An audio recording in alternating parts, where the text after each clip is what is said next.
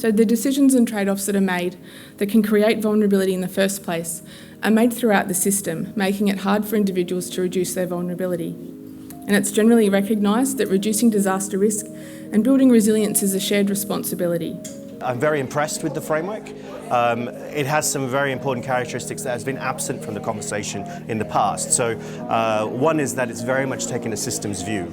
It hasn't said this is just about emergency management or cost allocation. It has taken a very much a systems view, and that is a really positive thing. My previous critiques of the Australian government approach is just the term emergency management in Australia. They focus on response activities, reactive, but increasingly this paradigm, this risk reduction paradigm, resilience paradigm, that has been coming into the thinking, and it is very encouraging to actually it is being reflected in a policy document of that kind.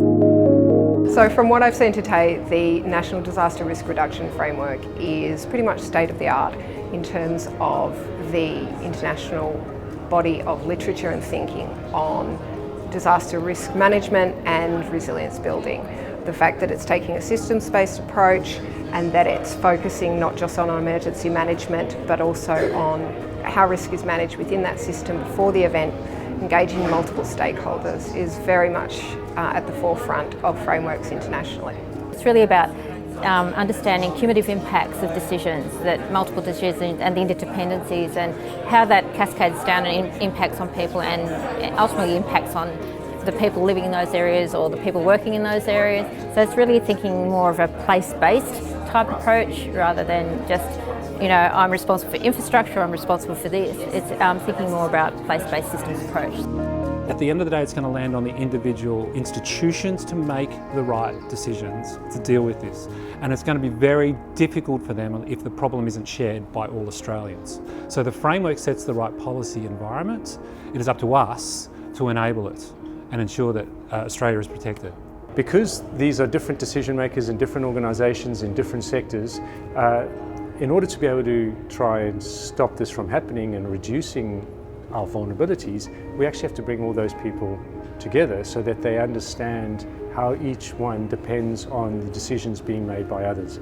We invited a really diverse range of participants to these forums because disaster risk is something which everybody has a role to play. That role is not necessarily equally shared, but everybody has a voice, and we need to hear what those voices are in reducing disaster risk. Just simple things like the front road here being flooded and staff can't get to work could shut this business down. I can see more and more unexpected things occurring. My keen interest is understanding the link between all the different sectors that are involved in the space: infrastructure, land use planning, community engagement, information management, and how that all links together to create a whole piece to respond in this space.